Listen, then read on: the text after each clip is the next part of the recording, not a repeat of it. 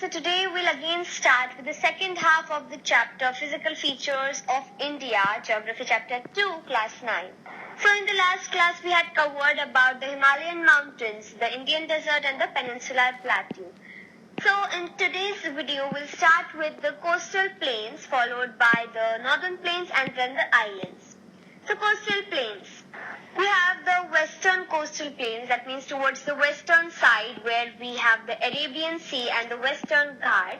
And these western coastal plains which lie in the western side of the country are divided into three. The northern part of this is called the Konkan Plain, which covers Mumbai and Goa. The central part of these plains are called Kannada Plain, which covers Karnataka, and the southern part of this plain is called the Malabar Coast, which covers Kerala and Tamil Nadu.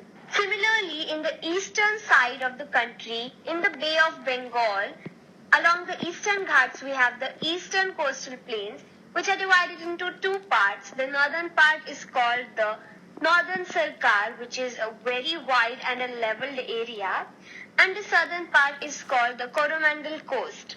And here in the eastern part, we have the deltas which are formed by the Mahanadi, Godavari, Krishna and Kaveri.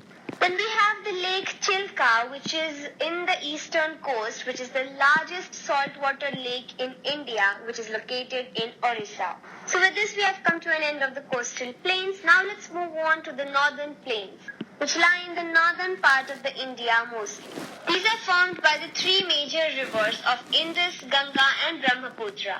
These are formed by alluvial soils, or these are made up of alluvial soils, you can say. These are spread over an area of 7 lakh square kilometers, and these are 2,400 kilometers long and 240 to 320 kilometers wide. These are very densely populated, and because this is the major attraction of the agricultural sector, it is densely populated. And the deposition work is done by all the rivers which come or which descend from the northern mountains. There are few riverine islands here because when the velocity of the river decreases due to the gentle slope, which forms a western part of the plains, which are known as the Punjab Plains, which are formed from Indus. And large part of this Punjab plain lie in the Pakistan side. Nextly, we have the Ganga Plain, which is made by the Ganga River. And here, basically, it's not made by the Ganga River, it is made by the Ghaggar and the Testa River. And this plain spreads over Haryana, Delhi, UP, Bihar, Jharkhand and West Bengal. Then we have the Brahmaputra Plains, which are spread over the East India, not East India, it is Northeast India, and they are mainly in a part of Assam. Then we can divide the northern plains based on their variations, and here we have divided them into 4 parts, basically based on their soil variation. Bhabar is the first division. Rivers that descend from the northern side, they deposit different pebbles in a narrow belt of 8 to 16 kilometers, which is kind of parallel to the Shivalik range of the Himalayas. And here, this area is known as Bhabar, and all the streams that come into this area, they just disappear there.